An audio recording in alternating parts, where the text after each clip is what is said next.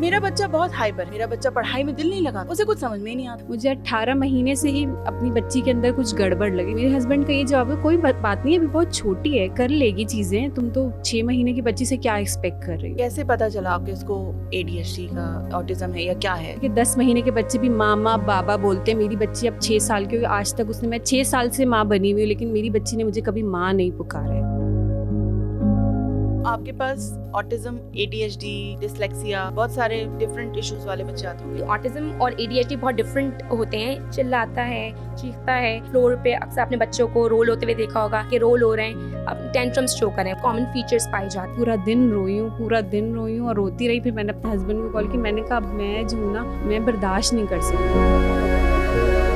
दूसरे पर बात आई ना तो फिर सबने मुझ पर ही ठप्पा लगा दिया कि तुम्हारे ही अंदर कोई मसला है। लोग अवॉइड करते हो या कुछ इस तरह का? आपको दावत में नहीं बुला रहे, बर्थडे पार्टीज में नहीं बुला रहे, और फिर मैं खुद भी आहिस्ता आहिस्ता खुद मैंने अपने आप को भी आइसोलेट कर लिया। मोस्टली पेरेंट्स जो नहीं है वो इस चीज़ से डर रहे थे कि उनका बच्चा लेबल हो जाएगा। एक बार लेबल हो गया, सोसाइटी उसको एक्सेप्ट नहीं करेगी।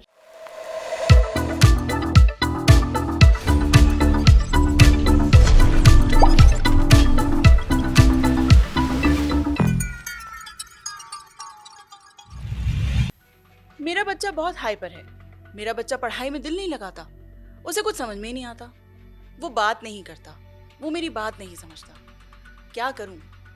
और अगर किसी से शिकायत करती हूँ तो लोग कहते हैं क्या मसला है, हमने भी तो बच्चे पाले, 2 थप्पड़ लगाओ अभी सही हो जाएगा। ये वो दौर नहीं है जब बच्चों के हम पिटाइयाँ लगाते थे और मामला हल हो जाते थे। अब मामला डिफरेंट है। बच्चों के मसाइल भी हैं, जहनी मसाइल भी हैं, जिस्मानी मसाइल भी हैं। इसी पे बात करने के लिए आज हमारे साथ मौजूद हैं एक मदर जिनके बच्चों को कुछ मसाइल हैं। उनसे पूछेंगे उनके बच्चों को क्या इशू है, और हमारे साथ हैं एक थेरेपिस्ट जो उन मसलों को हल करती हैं। अस्सलाम वालेकुम रबिया। वालेकुम अस्सलाम, मेरा नाम राबिया रज़वान। अस्सलाम वालेकुम। वालेकुम अस्सलाम बिनिश, मैं ठीक हूँ, आप कैसी हैं? अल्हम्दुलिल्लाह। अब आप बताइए क्या मसला था आपके बच्चों को? सबसे पहले तो मैं ये कहूँगी कि पहली बात, मैं सबसे पहले जुमला मैं शुरू ये करूँगी कि मैं और मेरे हस्बैंड कज़न्स नहीं हैं। बहुत से लोगों को ये मिथ होता है कि बच्चों के अंदर जो भी मसले मसाइल हों वो most of the time cousin marriages की वजह से होते हैं। मेरी बेटी अब माशाल्लाह 6 साल की है। जब वो 18 महीने की थी, मुझे तभी, क्योंकि मैं स्टे होम मॉमी हूँ, तो मैं ज़्यादातर उसके साथ घर में टाइम स्पेंड करती थी। हस्बैंड मेरे जॉब पे चले जाते थे। मुझे 18 महीने से ही अपनी बच्ची के अंदर कुछ गड़बड़ लगी, क्योंकि मैं माँ हूँ ना, एक माँ की भी एक वो होती है, सिक्स्थ सेंस होती है। उससे समझ में आ रहा था कि मेरी बच्ची जो है ऊपर नहीं दिख रही, आई कॉन्टैक्ट नहीं कर रही। और उस एज पे बच्चे बैबलिंग शुरू कर देते हैं, आ बा साउंड्स निकालना, वो बच्ची वो भी नहीं कर रही थी। और इंट्रैक्शन भी नहीं करती थी। जब उसके नेम मैं कॉल करती थी, जब उसका नेम कॉल करती थी, तो वो नेम पे भी रिस्पॉन्स नहीं करती थी। मैंने उस वक्त अपने हस्बैंड को बहुत इंसिस्ट किया, मुझे कुछ गड़बड़ लगती है कि आयत, मेरी बेटी का नाम आयत जहरा है, आयत जहरा रिस्पॉन्स नहीं करती, देखती नहीं है। तो मेरे हस्बैंड का ये जवाब है, कोई बात नहीं, अभी बहुत छोटी है, कर लेगी चीज़ें, तुम तो 6 महीने की बच्ची से क्या एक्सपेक्ट कर रही हो। यही बात मैं अपने घर वालों को भी कहती थी, अपने इन-लॉज़ को भी, सब कहती थी बहुत ज़्यादा परेशान हो रही है, क्योंकि घर में हर वक्त बच्ची के साथ रहती हो तो ज़रूरत से ज़्यादा सोचती हो। इतना नहीं सोचा करो, अपना ध्यान किसी और चीज़ में बटाओ। बकौल उनके कि मैं घर में बच्ची के साथ रहती हूँ तो मैं जो हूँ ना, ज़रूरत से ज़्यादा ओवर थिंकिंग करती हूँ। आप जॉइंट फैमिली में रहती हैं सुंबुल? अब नहीं रहती, पहले रहती जब थी। आयत छोटी थी तब रहती थी? नहीं, जब भी मैं आइसोलेटेड फैमिली में ही अच्छा, थी। तो ऐसा तो नहीं था आपने उसको मोबाइल दिया और फिर सबने ये कहा होगा कि मोबाइल के चक्कर में तुमने इसको किया हुआ है यूँ? नहीं, मैंने अपनी बच्ची को मोबाइल फ़ोन नहीं दिया था बिल्कुल भी, बल्कि हमारे घर में उस टाइम पर टीवी भी नहीं था। अच्छा, ये मुझे इन-लॉज़ और मेरे पेरेंट्स, अपने पेरेंट्स की बात करूँगी, ऐसा नहीं कि सारे इन-लॉज़ ही आपसे क्वेश्चनिंग करते हैं। आपके अपने घर वाले भी जब इस तरह की कोई मामला क्रिएट होता है तो वो भी आपके अगेंस्ट चले जाते हैं, आपका साथ नहीं देते। तो बस सबको यही था, क्या करती हो, उसको मोबाइल तो नहीं देती हो, ज़्यादा स्क्रीन तो नहीं देख रही। मैंने कहा भाई मेरे घर में तो टीवी भी नहीं है, मैं उसको ज़्यादा से ज़्यादा टाइम देती हूँ। अलबत्ता हाँ, ये था कि मैं जब मसरूफ़ होती थी तो मैं उसको कोई टॉयज़ वग़ैरह चीज़ें और म्यूज़िकल टॉयज़ वग़ैरह इस तरह की चीज़ें थी जो उसमें स्क्रीन होती थी म्यूज़िकल टॉयज़, और वो बहुत थोड़ा उसके लिए ओवरवेलमिंग होता है। अब मैं सोचती हूँ कि उस एज पर मुझे इतने म्यूज़िकल टॉयज़ भी बच्चों को थोड़ा हाइपर करते हैं और उनकी अटेंशन स्पैन कम होता जाता कैसे है। पता चला आपको कि इसको ADHD का या ऑटिज्म है या क्या है, मतलब आपको पता कैसे चला? देखिए, शुरू में तो मैं बस अल्लाह ताला से हर नमाज में ये दुआ करती थी, या अल्लाह मेरी बच्ची स्पीच डिलो। देखिए, बोल तो नहीं रही थी वो, 6 महीने का बच्चा, मैंने तो देखा है कि 10 महीने के बच्चे भी मामा बाबा बोलते हैं। मेरी बच्ची अब 6 साल की हुई, आज तक उसने, मैं 6 साल से माँ बनी हुई हूँ, लेकिन मेरी बच्ची ने मुझे कभी माँ नहीं पुकारा है। ये बहुत बड़ी बात है कि 6 साल से मैंने अपनी बच्ची के मुंह से माँ नहीं सुना है। तो वो बोल तो नहीं रही थी। मैं बस अल्लाह से शुरू में ये दुआ करती थी, या अल्लाह बस स्पीच डिले हो, कोई ऑटिज़म या ADHD वाली चीज़ ना हो, कोई ब्रेन डिसऑर्डर ना हो, स्पीच डिले हो। लेकिन बस मैं यही दुआ हर नमाज में करती थी। लेकिन बस वही बात हुई कि जिस चीज़ से मैं डर रही थी, वही चीज़ जो है ना मेरे निकल साथ के आई। हो गई, समझ लें आप। फिर सोशल मीडिया का दौर है, सारी चीज़ें गूगल करके मैं देखती थी कि क्या ऊपर नहीं देख रही, मैं उसको नेम कॉल करती थी। सबसे बड़ा पॉइंट जिससे मेरे दिमाग में वो Respond क्लिक नहीं हुआ कर रही। कि नेम पे रिस्पॉन्स नहीं करी, लाउड बोल रही हूँ। अच्छा, इसकी हमने हेयरिंग के भी टेस्ट कराए, मेरे हस्बैंड को लगा कि शायद सुनने में मसला हो, हाँ। डेफ ना हो, खुदा ना खास्ता। तो उसके हेयरिंग के भी टेस्ट सारे बिल्कुल सही थे, सारे दोनों कानों से बिल्कुल सही, उसकी कुव्वत समात बिल्कुल ठीक थी, सारी चीज़ें उसकी ठीक थी। खैर बहरहाल बस वही हुआ कि जब चीज़ें गूगल की तो आहिस्ता आहिस्ता वर्ड, समझ आया। पहली दफ़ा जब मैंने गूगल पे लिखी ये चीज़ें तो सबसे पहला वर्ड आया ऑटिज़म। उस वक्त मुझे खुद भी नहीं पता था कि ऑटिज़म क्या है, क्या है? ADHD क्या है। फिर खैर वो चीज़ें वो करते फिर उसके बाद कोरोना आ गया। कोरोना में तो और ही चीज़ें सारी वो हो गई, सिमट गई। बिल्कुल ही, हाँ, सिमट गई। ना कोई डॉक्टर बात करने के लिए तैयार था, ना कोई थेरेपिस्ट। सारे लोग इतने ज़्यादा आइसोलेट हो गए थे कि बस चीज़ें ख़राब से ख़राब ही होती गई। मतलब कुछ बेहतरी की उम्मीद या बेहतरी मुझे होती हुई नज़र नहीं आ रही थी आइंदा आने वाले वक्तों में।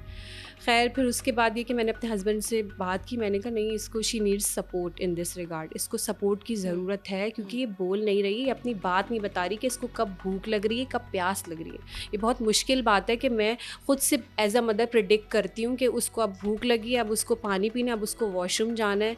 ये चीज़ें मेरे लिए भी मुश्किल हैं कि मैं इन चीज़ों को सारी उसकी खुद से प्रिडिक्ट करती हूँ, वो खुद बता नहीं पा रही। ये कितनी मुश्किल बात है कि एक इंसान अपनी कोई बात वर्बली कम्युनिकेट नहीं कर सकता, जिसकी वजह से वो फ्रस्ट्रेट होता है, और फ्रस्ट्रेट होने की वजह से वो बिहेवियर शो करता है, जिसे हम बोलते हैं आज के दौर में कि बच्चा बदतमीज़ है, टेंट्रम्स दिखा रहा है, ये देखो लेट गया, ये देखो रो रहा है, ज़िद कर रहा है। तो वो टेंट्रम्स और ज़िद या बदतमीज़ी नहीं होती, हो सकता है कि वो अपनी बात आपको कन्वे ना कर पा रहा हो, वो अपनी बात नहीं बता रहा हो कि मुझे इस वक्त क्या नीड है, या मेरे लिए ये लाइट्स बहुत ज़्यादा ओवरवेलमिंग है, मेरे लिए बहुत ज़्यादा, मैं इसको वो नहीं कर पा रही हूँ, बर्दाश्त नहीं कर पा रही, क्योंकि इन बच्चों के अंदर सेंसरी इश्यूज़ होते हैं, बिहेवियर इश्यूज़ भी इसी तरह आते हैं कि जब आप बोल नहीं पा रहे तो ऑटोमेटिकली आपके बिहेवियर इश्यूज़ भी आएंगे। राबिया, आप चूँकि बच्चों की थेरेपी करती हैं, आपको क्या चीज़ आप फेस करती हैं, और बच्चे जब इस तरह के टेंट्रम्स दिखाते हैं? सो अपेरेंटली हमारे पास जितने भी पेरेंट्स आते हैं उनका मोस्टली कंसर्न ये होता है हमारा बच्चा बोलता नहीं है। मेजरली पेरेंट्स का कंसर्न ये होता है कि बच्चा बोलता नहीं है, और उनका ये होता है कि अच्छा ठीक है, दूसरी थेरेपी शायद इतनी इक्वली इंपॉर्टेंट नहीं है, हमें बस अपने बच्चे की ना स्पीच थेरेपी करानी है, बिकॉज वो ज़्यादा इंपॉर्टेंट है, हमें बच्चे बस बोले सम और द अदर वे। तो इसी वजह से उनका कंसर्न ये होता है। बाकी सब कुछ तो ठीक है, जब मैं बुलाती हूँ ना, सिर्फ मेरी आवाज़ सुनता है, बाकी किसी की आवाज़ नहीं सुनता। जबकि ऑल्दो इसमें भी ये होता है कि इट्स नॉट कि वो आपकी बात सुने, जस्ट बिकॉज आप उसको अगर कोई चीज़ दे रहे होते हैं तो उसने आपको एसोसिएट किया हुआ होता है। यानी कि अगर आपको कोई इंसान कोई एक अच्छी चीज़, मतलब कि अगर आपको जो चीज़ें चाहिए, आपकी सारी नीड्स एक इंसान फुलफिल कर रहा है, तो आपने उसको एसोसिएट कर लिया होता है। तो आप क्या करते हैं, तो जस्ट बिकॉज उसका साउंड, उस बंदे की साउंड से एक आप एक्टिव हो जाते हो। अच्छा ठीक है, उस बंदे ने साउंड है, ओके ठीक है, देन ऑनवर्ड्स वो उन्हीं की सिर्फ बात सुनता है, और पेरेंट बोलते नहीं हमारी सुनता है, दैट्स मतलब कि और कोई प्रॉब्लम है शायद, आप उस चीज़ पे फोकस करें।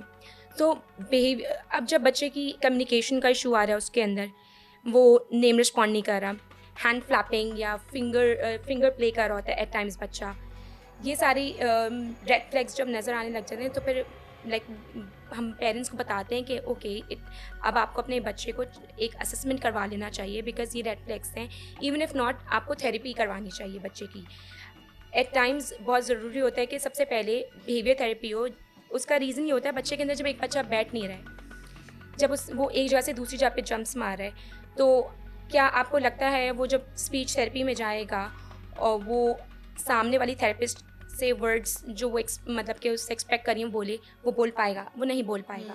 तो उसके लिए ज़रूरी है कि पहले उसकी बिहेवियर थेरेपी या ऑक्यूपेशनल, अगर उसको सेंसरी नीड्स बहुत ज़्यादा हैं उसकी, बिकॉज कुछ बच्चे होते हैं जो सेंसरी सीकर्स होते हैं और कुछ अवॉइडेंट होते हैं। जो सेंसरी सीकर्स होते हैं तो उनको सेंसरी एक्सपोजर्स चाहिए होते हैं और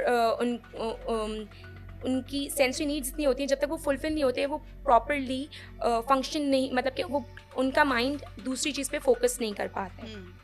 तो उनकी वो नीड फुलफिल होती है तो वो थोड़ा बेटर परफॉर्म करते हैं हर एस्पेक्ट्स में, like in terms of speech या इन टर्म्स ऑफ अगर क्या कहते हैं जहाँ जहाँ उनका डिले आ रहा है उन सब चीज़ों में। तो आपके पास ऑटिज्म, ADHD, डिसलेक्सिया, मतलब बहुत सारे जी डिफरेंट इश्यूज वाले बच्चे आते होंगे। डिफरेंट इश्यूज इनमें कैसे डिफरेंशिएट कर सकते हैं हम? So basically autism, when it comes to autism में ये होता है कि आपके कुछ मेन साइंस होते हैं जिनसे आपको आइडिया हो जाता है। रिपीटेटिव बिहेवियर बहुत होता है, रूटीन्स पसंद होती हैं, रूटीन से हटके कुछ भी होता है, बच्चा बहुत ज़्यादा बिहेवियर शो करता है, चिल्लाता है, चीखता है, फ्लोर पे अक्सर आपने बच्चों को रोल होते हुए देखा होगा कि रोल हो रहे हैं, अब टेंट्रम्स शो कर रहे हैं। वो जो रोल होते हैं और चिल्लाना रोना होता है उसको टेंट्रम्स कहते हैं।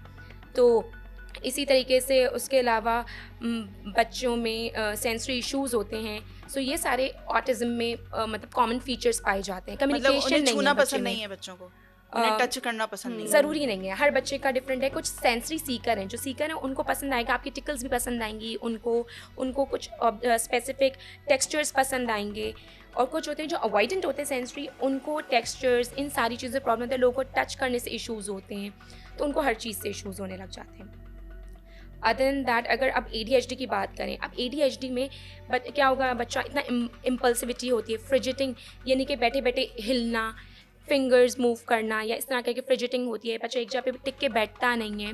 सो ये सारे इशूज़ आ जाते हैं। सो अपेरेंटली ऑटिज्म और ADHD बहुत डिफरेंट होते हैं, लेकिन एट टाइम्स कोमॉर्बिडिटी भी बहुत होती है। कोमॉर्बिडिटी क्या होती है, जिसमें दोनों ऑटिज्म और ADHD दोनों एक बच्चे के अंदर होना, ये कोमॉर्बिडिटी कहलाती है। तो ज़रूरी नहीं है अगर एक बच्चा ऑटिस्टिक है तो उसमें ADHD भी हो, और लेकिन अगर ADHD है तो उसमें ऑटिज्म भी हो।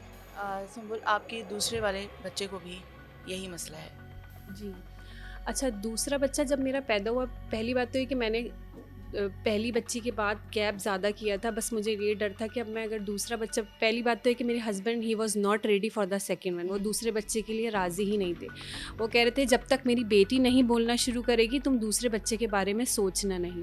तो फिर उनकी थेरेपिस्ट ने भी काउंसलिंग की, और भी आपको पता है हम लोग बीइंग अ मुस्लिम्स, मौलाना वगैरह भी काउंसलिंग करते, नहीं बच्चे और होने चाहिए, बहन भाइयों की ज़रूरत होती है, और इन स्पेशल नीड्स बच्चों को तो ज़्यादा सिबलिंग्स की ज़रूरत होती है। और आ जाएगा तो फिर ये बात करना शुरू कर देगा, ये और सपोर्टिव हो जाएगा। सबसे बड़ी बात ये कहते हैं माँ बाप हमेशा जिंदा नहीं रहते, माँ बाप नहीं होंगे तो फिर वो अपने दिल का हाल, अपनी बातें बहन भाइयों से करता है इंसान। It's a very common thing in Pakistan. तो बस ये हुआ कि फिर जब मैंने दोबारा मेरा बेटा पैदा हुआ तो मैं उसके हर माइलस्टोन पर नज़र रखी हुई थी, हर महीने की, कि अब पहला 1 महीने का हो गया, अब ये ऊपर देख रहा है नहीं देख रहा, अब ये अपने हैंड मूवमेंट्स कैसी हैं, इसकी हैंड फ्लैपिंग तो नहीं कर रहा, ज़्यादा चीज़ों को आंखों के करीब करके तो नहीं देख रहा, क्योंकि ऑटिज़म में बच्चे विजुअल स्टिमिंग बहुत करते हैं। वो अपने आप चीज़ें आगे देख के घंटों तक देखते रहते हैं बैठ के कोने में। तो सारी चीज़ों पर मैंने खैर नज़र रखी हुई थी कि 6 महीने पर कोई वर्ड बोल रहा है नहीं बोल रहा, और स्माइल कर रहा है, नेम पे रिस्पॉन्स कर रहा है नहीं कर रहा, ये सारी चीज़ें मैंने नज़र रखी हुई थी। 18 मंथ्स तक तो वो बिल्कुल ठीक था। 18 मंथ्स के बाद मुझे थोड़ी सी ना उसकी कुछ गड़बड़ नज़र आई कि इसका बिहेवियर ख़राब हो रहा है, चेंज हो रहा है। हाँ, बिहेवियर एकदम से उसका मेल्टडाउन्स हो जाना, कोई चीज़ नहीं मिल रही तो इतना ज़्यादा। देखिए, बिहेवियर और मेल्टडाउन दोनों चीज़ें, एक होता है कि किसी चीज़ पर आपने बस थोड़े से टाइम के लिए कोई चीज़ ज़िद शो की, बच्चे ज़िद करने लगते, लेकिन मेल्टडाउन ऐसा होता है कि एकदम आप दूसरे स्टेट पर चले जाते। एक गुस्से जुनून वाली जो कैफियत होती है ना, वो तारी होना एक मेल्टडाउन, वो उसको मेल्टडाउन हम लोग आसान लफ्ज़ों में बोलते हैं कि चीज़ें फेंकना, रोना हद से ज़्यादा, अपने आप को मारने लगना, मतलब सेल्फ हिटिंग करना, हाँ बिल्कुल जुनून वाली कैफियत। वो नॉर्मल बच्चों में नहीं होती, न्यूरोटिपिकल बच्चों में ज़्यादातर नहीं होती। वो ज़िद करना एक अलग होता है और मेल्टडाउन चीज़ करना अलग होता है। तो जब उसको पहला मेल्टडाउन आया, नवंबर की बात है, तो मैं बहुत ज़्यादा परेशान हुई। मैंने अपने हस्बैंड से दोबारा बात की, मैंने कहा नहीं, मुझे लग रहा है कि हैदर अब्बास को भी ना ज़रूरत है थेरेपी की, he also needs therapy in this regard. तो वो कहने लगे नहीं तुम फिर वही कर रही हो, और मैंने तुम्हें बोला भी था। फिर उन्होंने मुझे ब्लेम किया कि नहीं, तुम्हें इसी वजह से मैं मना करता था कि दूसरा बच्चा नहीं पैदा करो, तुम्हें दूसरे आयत का भाई लाने की बड़ी जल्दी थी, ये था उदा। खैर उन्होंने भी बहुत बातें सुनाई। फिर खैर अल्लाह का शुक्र है कि उनको भी इतनी अवेयरनेस और इतनी, ही इज़ एजुकेटेड गाय, तो वो उन्होंने इतना मुझे वो नहीं किया। लेकिन वो खुद भी भाई, वो खुद भी तो बाप है ना, उनके लिए कितना मुश्किल है कि उनकी बेटी उनको बेटियों बाप को बेटी से कितनी मोहब्बत होती है, वो उनको बाबा नहीं बोल रही, उनको पापा नहीं बोल रही, उनको डैडी नहीं बोल रही। उनके लिए वो भी वो जब आयत का डायग्नोसिस हुआ था तो बहुत ट्रॉमाटाइज हो गए थे। 2 साल वो डिप्रेशन में रहे हैं, 2 साल वो रात में सोते थे, दिन भी उनका इतना मुश्किल से गुजरता था, बहुत मुश्किल से। मैंने खुद मैं बहुत हौसले और सब्र वाली थी, लेकिन मेरे हस्बैंड मुझे पता है कि वो इस तरह नहीं है। हाँ, उस तरह उनका इतना मजबूत दिल नहीं था, बेटियों के लिए। और पहला बच्चा तो बहुत वो होता है ना, मतलब बहुत ज़्यादा लाडला बच्चा होता है। फिर खैर हैदर अब्बास की भी फिर मैंने थेरेपी फ़ौरन ही स्टार्ट कर ली। मैंने कहा कि मैं इसका टाइम वेस्ट नहीं करूँगी, और अब मुझे चीज़ें समझ में आ रही हैं, क्लियर हो रही हैं। तो फिर ये कि उसकी भी अब मैंने बिहेवियर और स्पीच थेरेपी, उसके मुझे ऐसा सेंसरी के इश्यूज़ नहीं लगते जो ऑटिज़म में होते हैं। और जैसे मेरी बेटी सेवियर ऑटिस्टिक है, उसको सेवियर ऑटिज़म है, वो नॉन वर्बल है ना, बिल्कुल ही कम्युनिकेट वर्बली नहीं करती, हैंड लीडिंग उसकी वो है। अच्छा। मतलब वो हाथ, उसे कोई चीज़ चाहिए तो वो हाथ पकड़ के, जैसे गूंगा करता है, लेकिन गूंगा और इसमें डिफरेंस होता है। ऑब्वियसली गूंगा मेंटली स्टेबल है, वो बात को समझ रहा है, बस उसके अंदर बोलने की सलाहियत नहीं और वो सुन नहीं सकता। मेरी बेटी के अंदर वो समझ नहीं सकती, क्योंकि उसको ऑटिज़म है, तो वो उस चीज़ को समझ नहीं सकती, और उसके अंदर बोलने की भी सलाहियत है, आवाज़ है, वर्ड्स हैं, वो गूंगी नहीं है, लेकिन उसका ब्रेन उसको रिस्पॉन्स करने से रोक रहा है। तो ये ऑटिज़म में होता है। खैर अल्लाह का शुक्र है कि दूसरे बेटे को भी फिर इतना सीवियर लेवल का नहीं है, लेकिन उसका भी माइल्ड ऑटिज़म डायग्नोज हुआ है। फिर जब खैर उसका, जिस दिन उसके डायग्नोसिस हुए, तो बस उस दिन तो आकर मैं उस दिन बहुत पूरा दिन रोई हूँ और रोती रही। फिर मैंने अपने हस्बैंड को कॉल की, मैंने कहा अब मैं जो हूँ ना, मैं बर्दाश्त नहीं कर सकती। देखिए, एक का था तो सोसाइटी ने भी बोला, आपके घर वालों ने भी बोला, इन लॉज ने भी बोला, चलो एक को हो गया, कोई बात नहीं, दूसरा तो ठीक है। लेकिन जब दूसरे पर बात आई ना, तो फिर सबने मुझ पर ही ठप्पा लगा दिया कि तुम्हारे ही अंदर कोई मसला है, कि तुमने दूसरा बच्चा पैदा किया और दूसरा बच्चा भी नहीं, ना बोल रहा है, ना रिस्पॉन्स कर रहा है, उसके भी वही सिम्टम्स, वही रेड फ्लैग्स हैं जो बेटी में थे। तो वो टाइम मेरे लिए बहुत ट्रॉमाटाइजिंग था कि उस वक्त वाकई में मैं भी ऐसी स्टेट में आ गई थी कि मैं खुद अपने आप को ब्लेम करने लगी थी। नहीं, मेरे अंदर ही कोई मसला है कि मैंने, मतलब एक बच्ची हो गई थी, चलो हो जाती, दूसरा बहन भाई इतने गैप के बाद वो हुआ, दुनिया में आया, सारी चीज़ें जो चीज़ें मैं कर सकती थी, डॉक्टर की सुपरविजन में थी, ये खाओ, ये नहीं खाओ, इस तरह नहीं खाओ, ना बाहर का कुछ खाया, ना स्क्रीन टाइम लिया कि भाई चलो, यहाँ पर तो बहुत सारे मिथ्स हैं ना, स्क्रीन बहुत देखी होगी प्रेगनेंसी में, जंक फूड बहुत ज़्यादा खाया होगा, शुगर बहुत ली होगी तुमने, इस वजह से बच्चे बहुत, ये सारे मिथ्स बहुत ही हैं, कैंचियां छुरियां निकाल ली होंगी। आई एम रियली मतलब सरप्राइज के लोग कैसे अभी तक, और पढ़े लिखे लोग, ऐसा नहीं कि जाहिल लोग, खुद फैमिलीज़ में इतने डॉक्टर्स हैं, इतने इंजीनियर्स हैं, सारे पढ़े लिखे लोग हैं, लेकिन उन लोगों ने भी मतलब इन दिस रिगार्ड कोई ऐसा वर्बली सपोर्ट नहीं किया। बेशक वो इस चीज़ को समझते, लेकिन किसी ने ऑटिज़म या ADHD को ओन नहीं किया। और मैं यही बात अपने हस्बैंड को भी समझाती थी, जब तक तुम और मैं नहीं इस चीज़ को ओन करेंगे ना, तो ना तुम्हारे घर वाले इस चीज़ को ओन करेंगे, ना मेरे घर वाले। सबसे पहले इन बच्चों को ओन करना है। माजरत के साथ पाकिस्तान में अभी तक इस चीज़ को एक्सेप्ट ही नहीं किया गया है, क्योंकि हमने कुछ दिन पहले एक व्लॉग किया था, और उस व्लॉग के बाद इतना ज़्यादा रिस्पांस आया मुझे इनबॉक्स में, मुझे कमेंट्स में, मुझे मतलब इतने पेरेंट्स हैं, और स्पेशली मदर्स वो जो अकेली हैं, अकेली ना सेंस ये नहीं कि उनके हस्बैंड्स नहीं हैं, सब हैं, घर वाले हैं, मगर सपोर्ट कोई नहीं करता। वो कहते हैं कि ये तो नॉर्मल मसला है, ये बच्चे को 2 थप्पड़ लगाओ सही हो जाएगा। मतलब यार, आप कैसे कह सकती हैं, अगर बच्चा आपका नॉर्मल बिहेव नहीं कर रहा, आप क्यों नहीं ये चीज़ एक्सेप्ट करते कि आप उसको लेकर जाएं, उसकी थेरेपी कराएं? ये पागलपन नहीं है, मतलब हम भी कहते नहीं पागलपन नहीं है, नफसियातीपना भी नहीं है, ये अलग स्टेट ऑफ माइंड है। वो बच्चा भी हमें उसके हिसाब से ढल के करना है। मेरी cousin, she was living in New Zealand, वो यहाँ वापस आई और 2 साल बाद वो वापस चली गई, क्योंकि वो उसने मुझे कहा कि विनिश बाजी हम यहाँ नहीं रह सके, क्योंकि यहाँ के लोगों ने हमारे बेटे को एक्सेप्ट ही नहीं किया। लड़ाइयाँ हो रही थी आपस में बच्चों की, वो बच्चा डिफरेंट था, ओके। तो वो चला गया, वो वापस चले गए। यहाँ पर मैं आपकी बात काटूंगी। देखिए, being a parent, normal neurotypical, मैं नॉर्मल का वर्ड नहीं यूज़ करूँगी। हमारे बच्चे जो हैं वो न्यूरो डाइवर्जेंट हैं, और जो टिपिकल ब्रेन होता है इसे हम न्यूरोटिपिकल बोलते हैं, जिसे हम आसान लफ्ज़ों में नॉर्मल बच्चे बोलते हैं। उनके पेरेंट्स को भी चाहिए कि अपने बच्चों को इतनी अवेयरनेस या इतना समझाएं कि बेटा सारे सब एक से नहीं सब एक होते, जैसे कुछ नहीं डिफरेंट होते। भी होते हैं। बिल्कुल, सही है, तो बिल्कुल। आपको उनसे भी मोहब्बत, प्यार और उससे एहतराम से पेश आना, उनके साथ भी खेलना है। ऐसा होता है, मैं देखती हूँ मेरी बच्ची अकेले खेल रही होती है, 4 लोग, क्योंकि वो किसी दूसरे बच्चे से इंटरेक्शन नहीं करती। 4 बच्चों का ग्रुप बना हुआ है, वो अपना खेल रहे हैं, वो अकेले खेल रही है, तो वो खुद से, क्योंकि वो बोल नहीं रही है तो उससे इंटरेक्शन। तो ये पेरेंट्स की जिम्मेदारी है ना कि वो अपने बच्चों को एजुकेट करें इन दिस रिगार्ड, उनकी वो करें, उनकी इस्लाह करें कि नहीं बेटा ये डिफरेंट है, लेकिन आपको इसको भी अपने साथ खिलाना है, अपने साथ इंगेज करना है, इंटरेक्शन करना है। तो ये पेरेंट्स की भी जिम्मेदारी है, सिर्फ बच्चों का कसूर नहीं है कि अगर कोई बच्चा मार के जा रहा है, मेरी बच्ची को कोई बच्चा मार के जा रहा है, वो हट जाती हूँ, कभी भी पलट के किसी को नहीं मारती। लेकिन उस बच्चे की वालदा को मैंने कहा कि आप इसको समझाएं कि वो मारती नहीं है, वो किसी को मार नहीं सकती, तो आप इसको समझाएं कि आयत नहीं मार सकती, आप आयत से प्यार मोहब्बत से खेलो, वो नहीं करो, इसको डिफरेंट नहीं समझो। डिफरेंट है तो उसको एक्सेप्ट करो कि वो आपके जैसी है, आपके साथ खेल सकती है, बोल नहीं सकती ना, सिर्फ खेल तो सकती है, आपके साथ बैठ तो सकती है। अच्छा, मेरी 2 बेटियां हैं, बड़ी वाली बहुत शरीफ है, बहुत अच्छी बच्ची है। जो दूसरी वाली है ना, बहुत ज़्यादा नॉटी है। तो इतनी नॉटी है, मैं क्या बताऊँ। मैं कोशिश करती हूँ कि उसको मैं लेके ना जाऊँ कहीं, क्योंकि वो कहीं जाती है ना तमाशा कर देती है। तो क्या आपके साथ ऐसा होता है कि आपको लोग अवॉइड करते हों या कुछ इस तरह का? ये बहुत अच्छा सवाल है आपका।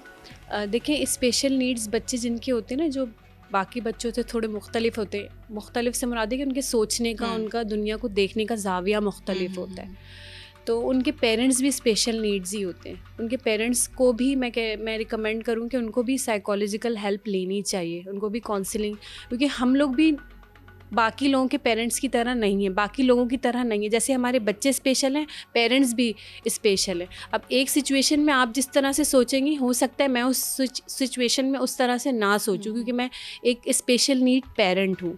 मैं ओवर थिंकिंग करूँगी, मैं ओवर सेंसिटिव हूँ। आप मेरी बात समझ रही हैं? बिल्कुल। तो ऐसा ही होता है कि आप जब सोसाइटी में रहते हैं तो बहुत से ऐसे इवेंट्स आते हैं जिसमें आपको ऐसा लगता है कि नहीं, आप वाकई सबसे मुख्तलिफ है, क्योंकि हमारे यहाँ पर इंक्लूसिव एक्सेप्टेंस है नहीं कि कोई आपसे मुख्तलिफ हो सकता है। सिर्फ मैं नज़र ना आने वाली उसकी बात नहीं करी। बहुत से लोग लंगड़े होते हैं जिनका नज़र आ रहा होता है कि वो डिसेबल है या उनके साथ कोई प्रॉब्लम है, उनके साथ लोग फिर भी सिंपैथी दिखा देते हैं, क्योंकि हमारे बच्चों की चीज़ें ज़्यादा नुमाया नहीं हो रही होती, वो चल भी रहे हैं, खेल भी रहे हैं, सारी चीज़ें हो रही हैं, तो ये चीज़ ज़्यादा मुश्किल है इस माशरे में। आपको मतलब इनवाइट करते हैं लोग आप बच्चों के साथ, या क्या कहते हैं कि बच्चों को घर पर छोड़ के आओ, या नहीं बुलाते, इस तरह से कुछ होता है? मैं आपको अपना पर्सनल एक्सपीरियंस बताऊंगी कि बहुत सी ऐसी दावतें, बर्थडे पार्टीज़ ऐसी होती हैं कि जिसमें मुझे इनवाइट नहीं किया जाता।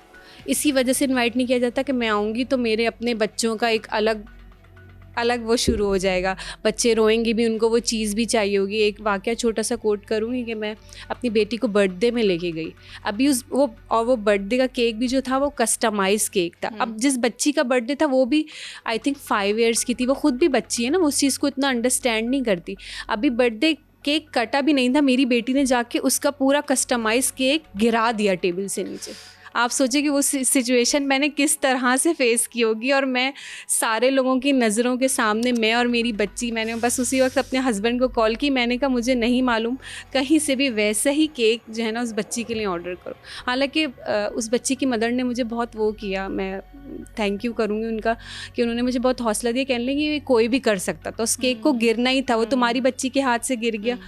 तो ये था उसके बाद से। लेकिन फिर मैंने ख़ुद भी अवॉइड करना शुरू कर दिया, और फिर लोगों का भी आपको दावत में नहीं बुला रहे, बर्थडे पार्टीज़ में नहीं बुला रहे, और फिर मैं ख़ुद भी आहिस्ता आहिस्ता, देखिए ख़ुद मैंने अपने आप को भी आइसोलेट कर लिया ना। मुझे पता है मैं कहीं जाऊँगी, बच्चे मेरे मुझे ना बैठने देंगे, क्योंकि मेरी बच्ची बैठती नहीं है, ज़रूरत से ज़्यादा हाइपर एक्टिव है। वो सुबह में सोते से उठ के खड़ी होती है, तो फिर वो सिर्फ रात में लेटती है, और पूरा दिन ना बैठती है ना लेटती है, सुबह की खड़ी हुई रात में ही लेट के सोती है, समझ लें आपने डायरेक्ट। आइसोलेशन की बात की, तो मैं आपको बताऊं, बहुत सारे हमारे अपने सर्कल में ऐसे पेरेंट्स हैं जिनके बच्चों को ये इश्यूज़ हैं और हमें नहीं पता।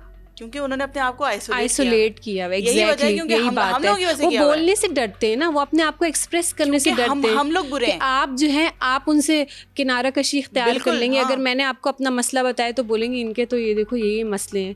अब ये वही बात है ना कि यहाँ पर एक्सेप्टेंस नहीं है।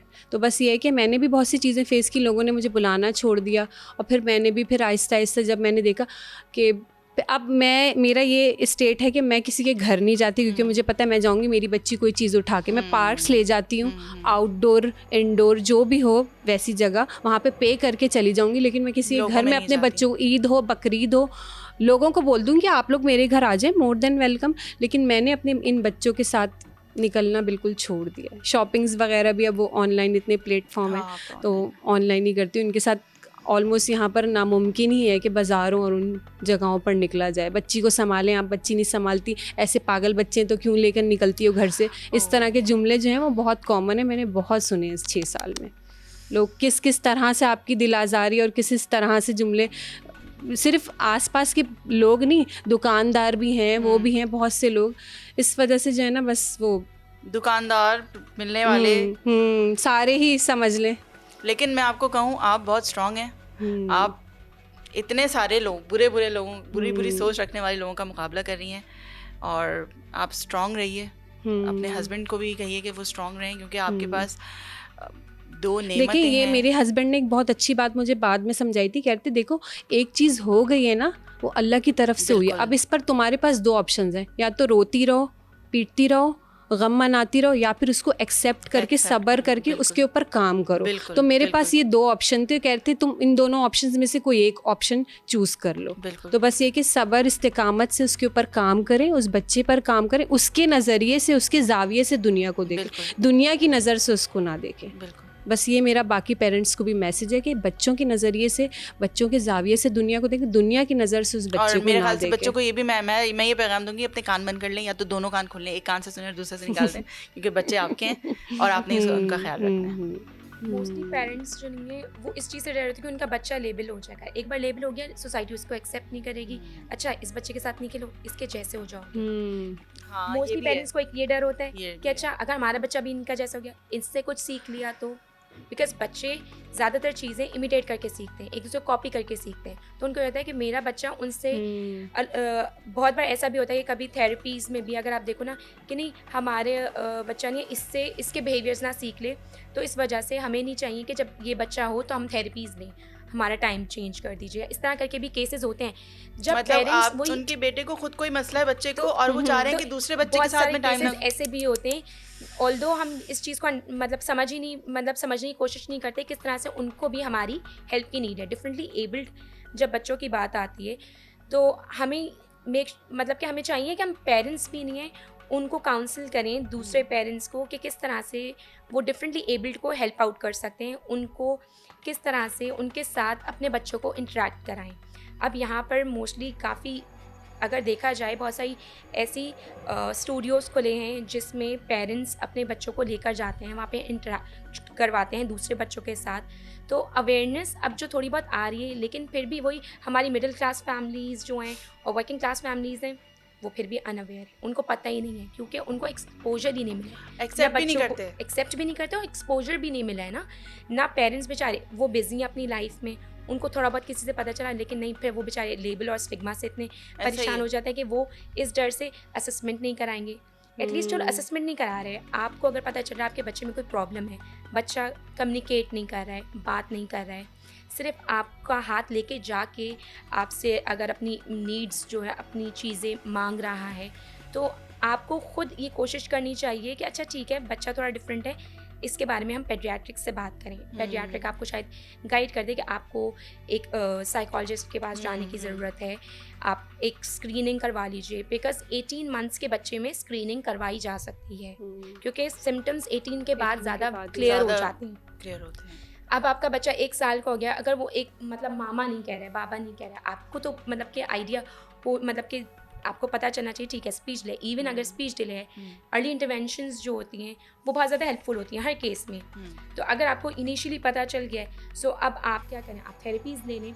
आप असेसमेंट नहीं करवा रहे अभी, ठीक है, आप 4 ईयर्स तक के लिए एक बच्चे के लिए वेट करना चाहें, 4 ईयर 5 ईयर वेट करनी, लेकिन आपको पता चल गया कि आपके बच्चे की नीड है, तो आप थेरेपीज़ तो लो।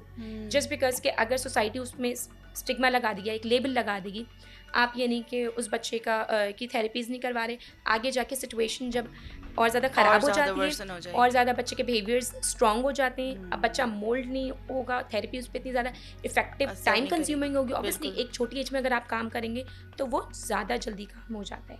लेकिन वही चीज़ अगर बच्चा एक बड़ा हो गया है, उसकी एज 4-5 हो गई है, तो उसको वही चीज़ को अंडरस्टैंड करने में या अपने अंदर लेने में टाइम लगेगा, एब्जॉर्ब करने में वो चीज़ को। अच्छा, मुझसे बहुत सारी मदर्स ने एक ही सवाल किया, ज़्यादातर मदर्स ने, कि हमारी बच्ची या हमारा बच्चा बोल नहीं, जी 3 साल का हो गया, 4 साल का हो गया। एक मेरी कज़न है, उसकी बेटी 4 साल बाद बोली। जी तो सो इसके बेसिकली पीछे क्या? स्पीच डिले भी होता है, हम्म, ठीक है। अब हमारे पास बहुत सारे DSM जो है जिसमें ना सारे डिसऑर्डर्स के बारे में है, तो उसमें आपका एक आता है स्पीच साउंड डिसऑर्डर। तो स्पीच डिले बहुत सारी रीजंस की वजह से हो सकता है। अगर आपके बच्चे में मतलब कि कान से रिलेटेड कोई प्रॉब्लम है, क्या पता वो डैफ हो, ये भी पॉसिबिलिटी हो सकती है। तो बिल्कुल। इसके लिए बेला का हम रिकमेंड करते हैं कि आप असेसमेंट करवा लीजिए, ठीक है। उसके बाद फिर अगर कान ठीक है उनका, तो मे बी कोई मोटर इशू तो नहीं है, तो मोटर डिसऑर्डर तो नहीं है, उसको रूल आउट किया जाता है। मोटर डिसऑर्डर को रूल आउट करने के बाद, यानी कि एक बार देख लिया अच्छा ठीक है ऐसा कुछ नहीं है, फिर आप असेसमेंट्स कराते हैं जिसमें आपको पता चलता है, यानी कि आप और भी सिम्टम्स पहले देखे जाते हैं। सिर्फ यही काफ़ी नहीं है कि आप जो नहीं है, अगर कान से बहरा नहीं है बच्चा, आप सारे सिम्टम्स को देखते हैं, उसके बाद फिर आप असेसमेंट कराते हैं। असेसमेंट में आपको पता चलता है अच्छा ठीक है बच्चे का स्पीच का अगर प्रॉब्लम है तो मतलब कहाँ फॉल करता है वो, किस सिर्फ स्पीच ही प्रॉब्लम है या कोई और प्रॉब्लम तो नहीं है, ऑटिज्म की वजह से तो नहीं है। अगर ऑटिज्म है तो उसके बाकी के आपको साइंस दिखेंगे, जी रेड फ्लैग्स दिखेंगे। एक सवाल मेरे जहन में आया, अब जी फर्ज करें अगर मुझे कोई कहे कि मेरे बच्चे को ये मसला है, जी मैं उसको कहाँ का बता दूँ, किसका बताऊँ कि तुम कहाँ जाओ? आप उनको बेसिकली क्लिनिकल एक साइकोलॉजिस्ट जो होते हैं उनका काम क्या होता है, वो असेसमेंट्स करते हैं। असेसमेंट की बेसिस पे ऑब्जर्वेशंस करते हैं, उसके बाद असेसमेंट्स करते हैं, आपका इंटरव्यू होता है उनके साथ, मतलब आप मतलब कि वो सारी डिटेल्स लेते हैं सारी। उसके बाद फिर जाके वो एक आपको रिपोर्ट देते हैं जिसमें वो मल्टीपल टेस्ट करके डायग्नोसिस देते हैं आपको कि आपके बच्चे में अगर कोई इशू है तो वो क्या इशू है। सो वो उसमें क्लियर आपको बताते हैं और फिर वो आपको उसमें बताते हैं कि आपको किस थेरेपी की नीड है, अगर नीड है कि नहीं है। उसमें इंटरवेंशंस दिए जाते हैं, आप किस तरह से उसके ऊपर खुद काम कर सकते हो, आपको प्रॉपर गाइड किया तो ये जाता है। बड़े हॉस्पिटल जैसे आगा खान है, जैसे जी, जियाउद्दीन बिल्कुल। है, आगा खान, ज़ियाउद्दीन, हर जगह पे मोस्टली जो इंस्टीट्यूट्स हैं और हॉस्पिटल्स हैं, इवन अब तो इसने इंस्टीट्यूट्स भी खुल गए हैं जहाँ पर क्लिनिकल साइकोलॉजिस्ट अवेलेबल होते हैं। लेकिन मेक श्योर करें आप क्लिनिकल साइकोलॉजिस्ट के पास, आप किसी डॉक्टर के पास जाके अगर आप बोल रहे हैं कि हमारे बच्चे को, यानी कि उनसे पूछ रहे हैं, उनसे अगर आप असेसमेंट या डायग्नोसिस का कह रहे हैं, वो डायग्नोसिस नहीं, वो सिर्फ आपको एक बता सकते हैं हमें ऐसे साइंस दिख रहे हैं। अगर वो आपको खुद से कहें या एक लेबल दे दें तो वो भी गलत है। हमें यही कहा जाता है, इवन जब हम थेरेपीज़ वगैरह भी कर रहे होते हैं तब हमें यही कहा जाता है कि हम लेबल ना करें अनटिल अनलेस उस बच्चे को डायग्नोसिस नहीं दिया गया। बिकॉज क्लिनिकल साइकोलॉजिस्ट वो सर्टिफाइड होते हैं, वो एक डायग्नोसिस दें तो वो अंडरस्टैंडेबल है। लेकिन अगर हम में से कोई एक उस बच्चे को लेबल कर रहे हैं तो हम उसकी खुद की लाइफ भी मतलब कि बर्बाद कर रहे हैं। Because at the end of the day ज़रूरी नहीं है कि मतलब और भी कोमॉर्बिडिटी भी तो एग्जिस्ट कर सकती है या कोई और डिसऑर्डर भी तो हो सकता है। मे बी एक्चुअल में डिले भी, स्पीच डिले भी होता है बच्चों में। अब speech delay just because speech delay ज़रूरी नहीं है, अगर दूसरे सिम्टम्स नहीं, रेड फ्लैग्स नहीं नज़र आ रहे तो आप उसको बहुत, क्योंकि अब ऑटिज़म बहुत कॉमन हो गया है, लोग जान रहे हैं ऑटिज़म के बारे में, तो लोग कह रहे हैं हाँ शायद इसको तो ऑटिज़म ही होगा। सो ये कोई तरीका नहीं है। लोगों को पता नहीं है कि ऑटिज्म में और ADHD में या डिसलेक्सिया में या और जो मसाइलन, सब में फ़र्क है, सब में फ़र्क है। ये आते हैं एक ही अम्ब्रेला में, जितने भी क्या कहते हैं डिसलेक्सिया वगैरह, वो इंटेलेक्चुअल डिसेबिलिटी है, ठीक है। डिसलेक्सिया इंटेलेक्चुअल डिसेबिलिटी है, आपका ऑटिज्म, ADHD, ये सब आते हैं न्यूरो डेवलपमेंटल डिसऑर्डर्स के अम्ब्रेला में। जैसे मोटर डिसऑर्डर और स्पीच साउंड डिसऑर्डर्स, ये भी आपके न्यूरो, बिकॉज ये आपकी ब्रेन के पार्ट्स में डिफरेंट होना एक नॉर्मल ब्रेन से, इसकी वजह से कॉज होता है। और मोस्टली आपका ब्रेन का जो आगे का पार्ट होता है प्री फ्रंटल या सेरिब्रल, इसमें चेंजेस होने की वजह से ऑटिज्म और ADHD में, ये दो, ऑटिज़म और ADHD में ये बहुत ज़्यादा कॉमन है। तो वही वाली बात है कि आप के डिफरेंट टेस्ट होते हैं, इवन स्कैन्स के थ्रू भी, जब आपको पता है कि ब्रेन के पार्ट्स, तो तब भी आपको इनिशियल डॉक्टर बताते हैं हाँ यार, मतलब जब असेसमेंट्स हो रहे होते हैं बच्चे के, इनिशियली चेकअप्स वगैरह होते हैं, तो उसमें भी एट टाइम्स डॉक्टर बता देते हैं कि देयर आर हाई चांसेस कि इस बच्चे में कुछ, बिकॉज बाहर तो टेक्नोलॉजीज़ बहुत हैं, अब यहाँ पर इतनी टेक्नोलॉजीज़ वगैरह नहीं है, तो वो स्कैन्स के थ्रू इनिशियली बता देंगे, बिकॉज बाहर चेकअप्स वगैरह भी बहुत अच्छे से होते हैं, हर बच्चे के ब्रेन स्कैन्स वगैरह भी प्रोवाइड किए जाते हैं, तो उसमें, लेकिन 18 मंथ्स में के बाद आपको क्लियर कट ज़्यादा पता चलता है। सो इनिशियली वैसे भी नहीं कहा जाता, बिकॉज ब्रेन की डेवलपमेंट भी चल रही होती है, बिल्कुल। So that is why. तो थेरेपी के अलावा क्या दवाएं होती हैं, कुछ खास किस्म के खाने, ग़िज़ाएं, कुछ डिफरेंट? सो डिपेंड करता है, अगर बच्चे की डाइट्स, मतलब बहुत सारे केसेस में ऐसा होता है कि सेंसरी डाइट्स पर रखा जाता है, बच्चों को दी जाती हैं, डिपेंड करता है कि बच्चे की सेंसरी नीड्स और अगर उसको नीड है कि नहीं।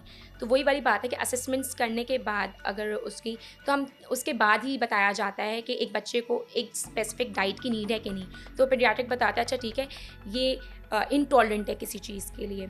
बहुत सारे केसेस में ऐसा भी होता है, गट जो नहीं है, गट की इन्वॉल्वमेंट बहुत है, कि गट जो नहीं है, गट, शुगर इंटेक, आपका मोबाइल का यूजेज, ये इन सारे सिम्टम्स को, जो सिम्टम्स हैं उनको वर्स कर देता है, ख़राब कर देता है। इसीलिए मेरे ख्याल से कहते हैं कि छोटे बच्चों को, जो बच्चे होते हैं उनको चॉकलेट्स नहीं देनी चाहिए सुबह सुबह, शुगर नहीं देना चाहिए, चॉकलेट देते हैं तो बच्चे रात में फिर सोते नहीं हैं। ऐसे ही, क्योंकि मेरी दोनों बेटियां जो हैं उन पे मैंने आजमाया हुआ है, जिस दिन सुबह चॉकलेट सुबह तो चॉकलेट खाइए सोती नहीं बस है। तो एनर्जी आ जाती है आपकी, instant energy. Sugar is basically instant energy that जो आपकी बॉडी को मिलती है, तो हमें जब वो इतना इफेक्ट कर देती है, सोते हुए इंसान एक थोड़ा उठ जाता है, हाँ। तो वो एक बच्चे के माइंड पर, एक बच्चे के ऊपर तो इफेक्ट करेगी। जब भी कहते हैं कि 1 साल तक मेरे ख्याल से बच्चे को नमक और शुगर चीनी, एंड हाँ, सॉल्ट शुगर से से दूर थोड़ा रखना जितना चाहिए। बचा सकते हैं, उसके बाद तो बड़े हो जाते हैं, तो खुद ही उसके बाद लेने तो की फिर वो कोशिश खुद ही करते हैं, खाते लेकिन हैं। तब तक आप कंट्रोल कर सकते हैं। कंट्रोल कर सकते हैं। जी। तो आपका बहुत बहुत, आप दोनों का बहुत बहुत शुक्रिया। हमने थोड़ी सी बहुत कोशिश की कि हम ADHD और ऑटिज़म और डिसलेक्सिया इन पे बात करें। ये सिलसिला हमारा जारी रहेगा और हमारा कमेंट सेक्शन खुला हुआ है। आप लोगों को जो भी क्वेश्चंस हैं आप लोग हमें कमेंट में बताइए। हम, क्योंकि मैंने कहा कि ये सिलसिला जारी रहेगा, हम इस पर ज़रूर बात करेंगे। हम डॉक्टर्स को भी बुलाएंगे, हम और पेरेंट्स को भी बुलाएंगे, और हम चाहते हैं कि हम GTV के प्लेटफॉर्म के ज़रिए एक कम्युनिटी बनाएं, ताकि जितने भी पेरेंट्स, जितने भी बच्चे इन तमाम मसाइल का शिकार हैं, वो एक कम्युनिटी होके अपने आप को बेहतर कर सकें और हम उनकी हेल्प कर सकें। हम जो नॉर्मल लोग हैं, लेकिन याद रखें वो लोग इबनॉर्मल नहीं हैं, वो एक अलग स्टेट ऑफ माइंड है, वो एक अलग है, मसला है। मसला भी नहीं कहेंगे हम उसको, हम कहेंगे कि वो हमारे साथ के लोग हैं, हमें उनकी मर्ज़ी से, उनके हिसाब से ढलना है। सो GTV का प्लेटफॉर्म बिल्कुल हाजिर है, और आप लोग जब चाहें हमें कमेंट कर सकते हैं, हम बिल्कुल हाजिर हैं। हम डॉक्टर्स के नंबर्स भी शेयर कर सकते हैं, जो भी हेल्प आप लोगों को चाहिए। सो बीनिश अब्बास को इजाज़त दीजिए, अल्लाह हाफ़िज़।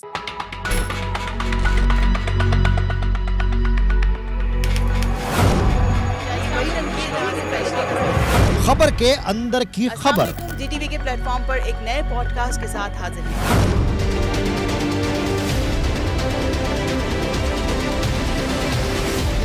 कब, कैसे, कहां, क्या हुआ, वो केस है जिसका फैसला दुनिया में हो गया। एक वॉइस नोट मुस्तफा का सामने आया था जिसमें वो राफे को बुला रहा था। तो आपकी कंडीशन ये होगी और उसकी परवरिश और तरबियत ये होगी, तो फिर उसका अंजाम यही होगा जो हम सब देखें। जो सब छुपा रहे हैं हम बताएंगे। असलहा, क्या ये वही टंकी है जहाँ से पहले भी एक असलहा निकला था? गैंगस्टर्स के साथ इसका गठजोड़ है। इनका जो माल होता है या ये पकड़े जाते हैं तो ये बीच में आके अपना किरदार अदा करती हैं। अकेले बेटे को छोड़ा हुआ था शहर में दंदनाने के लिए, तो उसने फिर किया ना कांड। बेनज़ीर भुट्टो आने वाली है यूनिवर्सिटी में इलेक्शन के वक्त, नहीं छोड़े क्या बेनज़ीर भुट्टो। अगर औरत को भी इसी तरह हक होता कि जब चाहे निकाह तोड़ ले, मुझे एक बात का जवाब दे, मियाँ बीवी में और बॉयफ्रेंड गर्लफ्रेंड में फर्क क्या है? इस ऑपरेशन के अंदर सिक्योरिटी फोर्सेस के कुछ जवानों ने अपनी जानों को नजराना भी पेश किया। लेडीज को जिस दिन पैसा आएगा, पहले बात तो वो ज्वेलरी की दुकान पे जाएगी, वो सोना बनाएगी। मर्द की कमजोरी, जब पैसा आएगा दूसरी शादी करेगी। मंजी ठोक देती। घर में आकर फिर वो प्रेस कॉन्फ्रेंस करके गए मंजी है ठोक। डिजिटल मीडिया की तारीख के सबसे मुनफरिद और दिलचस्प पॉडकास्ट सिर्फ GTV के डिजिटल प्लेटफॉर्म्स पर।